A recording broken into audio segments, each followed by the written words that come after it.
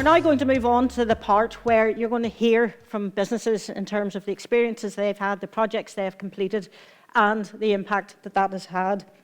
So I'm going to ask Conor McCann from Simply Fruit, who's the Operations Director, to come up to the stage. Just to give you a bit of background about Simply Fruit, founded in 1990, it's a family business and they process fresh fruit. If I can get you just to sit over there. In terms of the mission that the company have, they want to make healthy eating accessible and convenient for all. And sustainability is very much at the core of delivering that mission. In terms of the activities that the company has undertaken, I've had a great time having a chat with Conor about all that they've been doing, all they want to do, and I would encourage anybody to follow up and have a chat with them because it really is awe-inspiring. But they continually seek out innovative approaches to minimise waste, maximise nutritional value of every fruit and every part of the fruit. Simply Fruit is an industry leader and it certainly maximises the impact that they gain from research, collaboration and the passion for excellence comes through in spades. So do take the opportunity later on to have a chat with Conor. And I'm now going to move on to Energy Store, and I would ask Conor McCandless to come up to the stage and just to give you a little bit of background about Energy Stores. Conor comes up. Established in the 1980s, Conor's the MD, and their mission is to transform construction with free-flowing insulation. Can I get you to sit there? The reason I'm positioning them then, it makes it easier because I can't say, Conor, what do you think? Because they're both Conor, so at least I can turn to whoever I'm asking the question about. So in terms of Energy Store, they develop and install products that create a cleaner environment and improve energy efficiency wherever they're used, not just for new builds, but also for retrofit, so that they truly are capable of engaging with every type of building. And they ensure that their operations are sustainable and that their products can contribute to low emissions construction. They operate throughout the Northern Ireland, ROI and GB markets. The HQ is in Hollywood, and they have 6 manufacturing facilities on both sides of the Irish Sea. So, welcome guys, good to have a chat with you. I'm going to start off with just getting a bit of a scene setting in terms from both of you as to what project did you actually undertake. And Conor, I'm going to start with you first of all. Sure. Well, first, thanks for the invite, Vicky, and the plug. So maybe we'll get some insulation sales out of this. So I think we were looking at what we wanted to do from an emissions and also from an energy bill perspective, which some of the guys already mentioned, around 22, 23, when we looked at the grant schemes, were getting particularly high. And I suppose we had a fair idea of what we wanted to do over the next 5 or 6 years to get towards net zero. And one of the projects that we were considering was putting solar panels on one of our manufacturing facilities in Larne. When we looked at it, 50 kilowatt system, it was a sort of 7.5 year payback. And we became aware of the grant scheme and did a really simple, easy, fast application with Daniel Purdy from the team. And the grant we were able to get access to took the payback down from 7.5 years to less than 4 years at the time. And then, through events people have already mentioned, energy prices went through the roof a couple of months later, and actually the payback went down from 4 years to 2 because energy prices skyrocketed in a way that we didn't expect. So, it was a really easy process for us to go through, and it probably nudged us over the edge in making that decision at the time. And then kind of the way things transpired, it was an even better decision to have made because the prices went up. And this was through the COVID scheme that was in operation that Invest implemented to help companies during that time, the forerunner to the current scheme. And exactly. And I think we became aware of it maybe November or December 21, something like that. And it had to be implemented before March. Yep. You probably know the scheme better than me. But so to give you an idea, we went from it being an idea, being made aware of it in November, December, and having the panels installed by February and the grant drawn down by March. So it really can be a quick process to get a yes or a no, and to access that support that makes some of these decisions a bit easier. Okay. And Conor, if I turn to you just in terms of a bit of detail about the project you undertook. Yeah, so for us going into the project initially, we were starting from ground zero. So we had old machinery that we had moved from a previous site. The machinery was starting to get out of date. not be as efficient as it should be, but it's not something that we would picked up on. I wouldn't have had anyone with knowledge to advise us on that. So the first step we took was receiving a consultant. So I got an energy consultant, came on site, done a full audit of the factory, and was able to advise on some of the easy fixes, easy wins. So we went after them. A couple of them were fortunate enough to fall into the category of the first grant that was available. And in doing so, we installed an energy monitoring system, and that now prioritises what projects we go after. And just as I explained to Vicky, we might have 10 or 12 that we might be looking at for the next round of grants. But without previously having that experience and speaking with InvestNI and the advisors and the consultants, we wouldn't know where to start or where to go. So it really was a journey from nothing to, hopefully, I'd like to think we'll have our roof covered in solar panels in the next couple of months or within this year. So that would be a massive turnaround for us, and a massive way that we can just not only reduce our costs, but kind of factor in the risk management of what is going to happen down the line. There's a lot of things that have happened in the last couple of years that none of us have expected, and none of us are future tellers. So it future-proofs us, and it helps us alleviate some of the issues that potentially are coming down the track. So two very different scenarios in terms of you knew what you wanted to do. You had no idea where you needed to start, but you were able to access that consultancy, that technical support and advice, which is part of the scheme going forward. And I would encourage everyone to make use of that, because it really does let you pinpoint those areas where you're going to get the really good bang for your buck in relation to it. And in terms of the scale of the project, could you both give me an idea of the scale of the project? So, Conor? Ours was relatively small, about a £20,000 spend initially. But to get that data from the energy monitoring system has now gave us 6 or 7 projects that would probably come up in the region of maybe 800,000 or $1 million spent between now and the next year. So it really has been quite a journey rather than a couple of applications and things. And it's now something that we're always thinking about and looking out for when we go and buy new machinery. Is it compatible? Is it efficient? And will it be efficient? Is it the best way of doing it? And what can we replace for any of the fossil fuels, any of the diesel trucks with electric forklifts and pallet trucks and things of that nature? So just something that we keep in the back of our minds, and it's paying off for us. Okay, Conor? I think, yeah, pretty similar to what Conor said there. The first time round, I think our project was 35,000, something like that, with a 20% grant. And now I think we've sort of costed out getting to net zero in the next 5 years, and it's probably somewhere between £2.5 to £3 million of investment. A lot of that will be in Northern Ireland. So a bit like Conor, we've got probably several projects we want to come and talk to you about once this is open. And you mentioned you put the solar panels on the Larne plant, and I said you had 6 facilities. So why did you choose the Larne plant? What was the decision? So I think, I suppose for people that haven't put solar panels on their roofs yet, or maybe thinking about it, those 6 plants are in the UK, south of the border, north of the border, and it becomes quite complicated if you don't own the building. It changes the rateable value. Does the landlord get betterment? Do you make a leak in the roof? Those sorts of things sort of make it not that straightforward to put it on someone else's building. So really it was a bit of a lowest common denominator, and we owned the property in Larne. It had a great big roof. Nothing more scientific than that. It was more that it was the one that would actually work, and the others had other challenges outside of money to overcome to make it happen. Okay. And Conor, why did you decide to take the steps when you did? What was the prompt and the push? It was very much driven with cost at the time, just coming out of Brexit and COVID and having to maintain that competitive advantage. But just on a couple of the points that you just mentioned yourself are very important. A lot of the bits and pieces you say are the stumbling block for some people. It wouldn't even be on my radar, and that's where we really benefit from the advice from speaking to yourself, speaking to other people in the room, speaking with the advisors and speaking with the technical team that are with InvestNI, so that we don't have those issues down the line. Okay. And you told me an interesting fact. What's the only thing that you use energy to heat? For washing your hands. Everything else comes from? Heat exchanger that we put in from the refrigeration packs. I just find that amazing when you're washing so much fruit, and the amount that it would take to do that's the only way that you're using energy is to heat the water to wash your hands.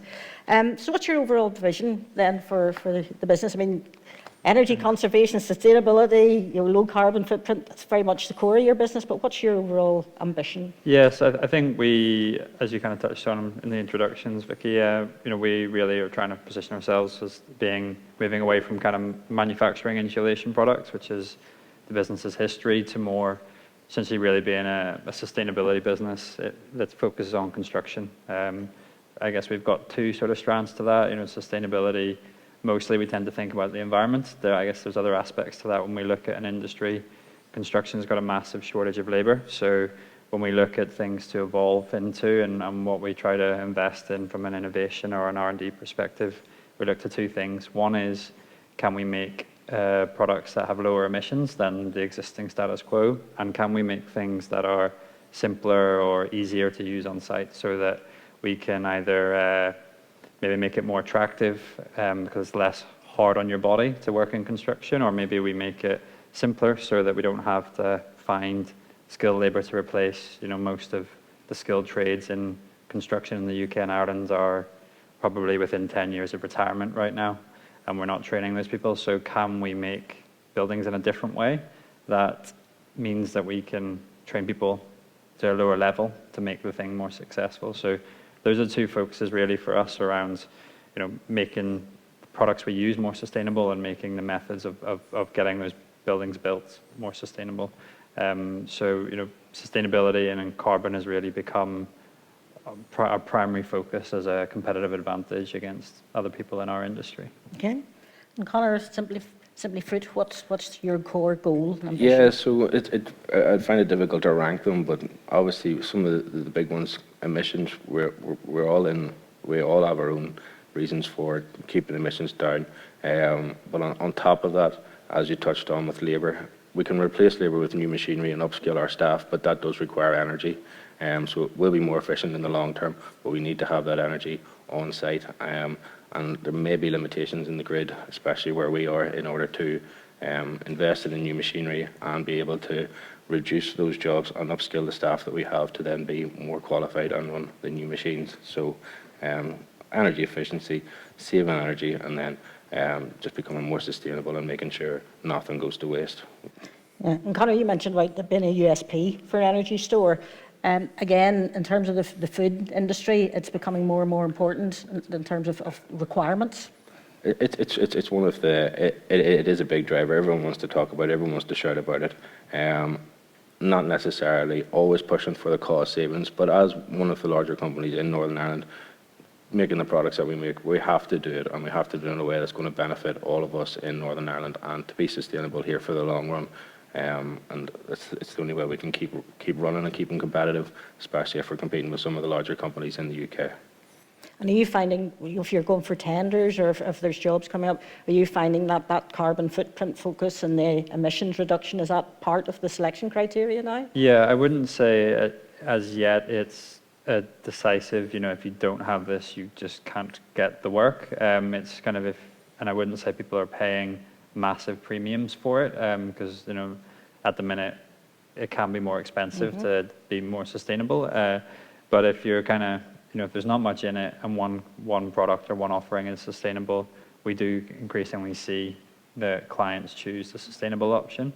And we are starting to see that the bigger sort of PLC type clients that we have some of in the UK, we're getting 200 questionnaires about our sustainability and our different scope emissions and where our suppliers are based, lots of detail, and you might get this out of left field and be asked to answer it within a week, these sorts of things, and those companies are starting to move towards this is voluntary, then it's going to become less voluntary, and then it's going to become mandatory, and then you're just not going to be allowed to work with them unless you do it. So it's an advantage to move early right now to maybe win work, but I think in the next kind of 5 years it's going to be a severe disadvantage if you haven't done these things.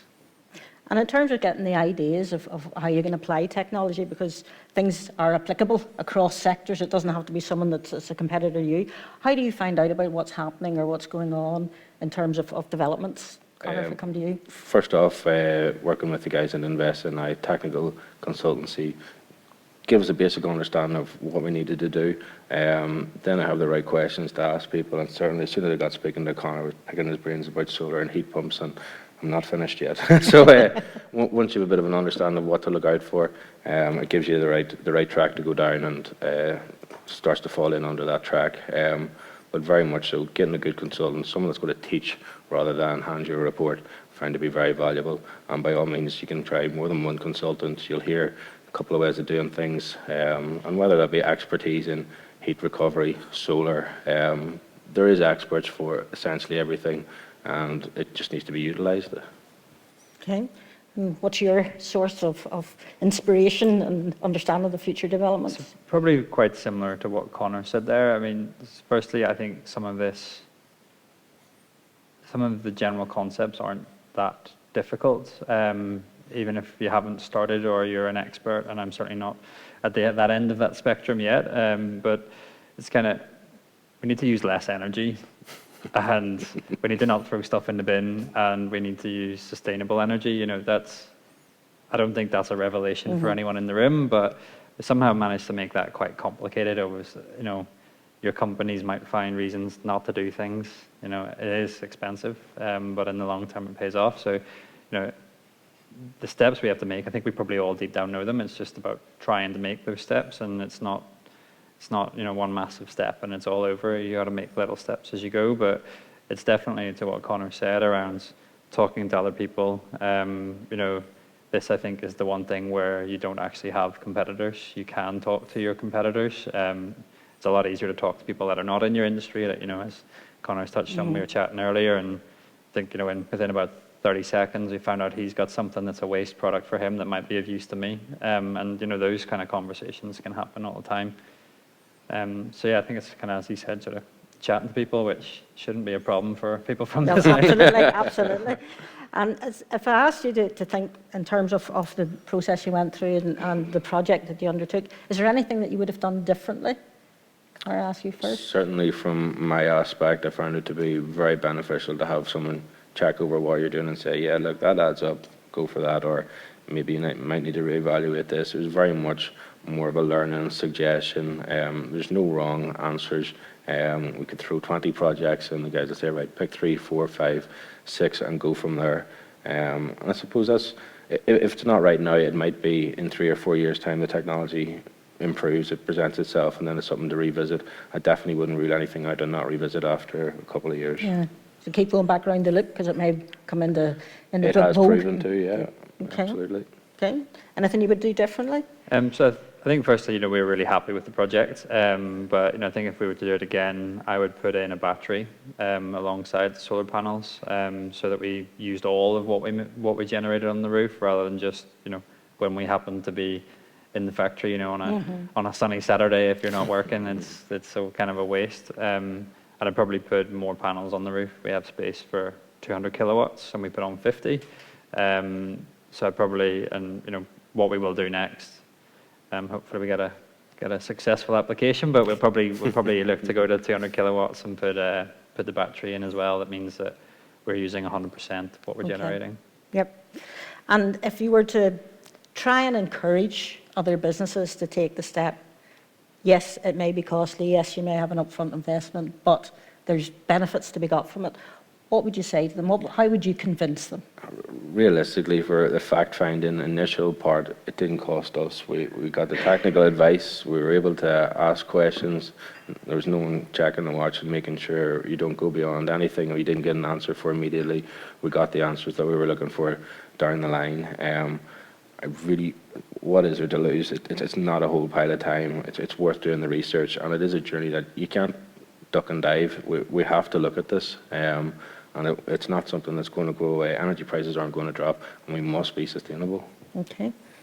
Anything you'd want to add? Probably pretty similar again to what Conor said. I think we've looked around, you know, both from a Northern Ireland locally, GB and a European level, what grant funding and support there is from government or other organisations to do this, and there really is very, very little available. So this is quite a generous support scheme, and if it's anything like the last one, it's very easy and painless to apply for. So you haven't got a lot of options if you're looking for support, and this is a great one, I think is probably what I'd say. And some of the first steps are probably less scary and probably a bit easier than you might appreciate. Okay, that's great, guys. I'm going to open up the floor now for questions. If there's anybody who wants to ask a question or add any advice they have or any thoughts they have. Yep, got one over there. Good man. Okay, so first one's for introduce myself first. I'm Stuart McCormick from Antrim and Abbey Borough Council. So the reason I came here was because I'm speaking to businesses quite often. So it's if they're potentially going to apply for this scheme, how can I help them to do it, or who can I point them in the direction of? So I was speaking to a guy yesterday who owns a guest house with 12 rooms and a bar kitchen, and he was thinking about putting in a new kitchen. For this scheme, does he have to have an energy consultant, like you mentioned, Connor, to have a report for him to show what his emissions currently are, to then prove how his new project is going to reduce those emissions? Question that was sort of aimed at everybody, I suppose, more so Invest. Connor, your energy consultant, was that a self-funded thing, or were you supported with that? We got support for that. We got a grant. I think it was 3 or 4 days, spaced out over a number of weeks. Guys came on site, put on data loggers onto some of the key areas within our factory. We reviewed the data. Exactly the information we got from that then helped us apply for the grant with the carbon emission and savings based on what we had found. And then going beyond that, realising how useful the data was, we permanently installed the data loggers so that we can now track and see if someone's left the kitchen door open kind of thing and the fridge is running on, or any of the bits and pieces like that. So Smart Energy Solutions came on site, done an audit, listed off 5 or 6 easy projects, or if you have a project that you want to have them to look at, by all means they'll come in, look at it, do measurements, give you the data, and then with that you can make up any decisions. Brilliant. So that technical support is available to everyone, but you don't have to go in that way. If you know what you want to do, then you can make the application. But I'm going to hand over to either Daniel or Paul just to pick up in terms of the new kitchen bit, and just if you want to give us, Daniel, a flavour of how to access the funding. There's a mic there behind you. Hi. Hello, my name's Daniel Purdy. I manage the energy and resource efficiency team within Invest NI. So relating to the actual projects in the application stage, what we do is, yes, we will be wanting to see before and after results. So you're going to be predicting the after results once you put the new technology in. The 3 things that we're going to be looking for is first energy reduction, which then relates to carbon reduction, and there will also be a financial saving there. Now, based on that, there are eligibility criteria that every project must fulfil. So that stage, in terms of the application form, as the guys have thankfully said, it's quite a simple process, you know, so it's a spreadsheet, the numbers are put in. If it's complicated, yes, you can come ahead and ask for technical consultancy. You can use your own consultants. A lot of suppliers will provide that type of information and that type of support. So we want to see the numbers. We want to make sure that it's fulfilling the 25% reduction, because there is an ultimate aim as well as helping businesses here in this scheme. So if that's done, the best thing probably to do is put an inquiry in. Our technical team, you know, can provide that advice to whoever the businesses are. Yeah, thank you. Okay. And a less serious one for Conor McCandless. The sun never shines in Larne. No, We actually joke it the other way, to be honest. From the head office, anytime anyone goes to Larne, it always seems to be sunny. So I guess it just depends how you look at things. I'm from Carrickfergus, so it's, So I don't know if there was a follow-up to that. No, that was it. That's me. Thank you very much. Any other questions, comments from the floor? I'll not extend this any further. What I would ask is, could I ask Daniel, Paul, and Bernie to stand up, so that if you do have any questions that you want to ask regarding it, please feel free to nab them while you've got them in the room, and they will give you more information. And in terms of understanding their journey, their experience, I would encourage you to have a chat with the 2 Connors, because it really is interesting to hear the journeys that they are on and the visions that they have in a bit more detail. So without further ado, as we wind up this session, could I just ask you to show your appreciation to the 2 Connors, to Ian and to Kieran.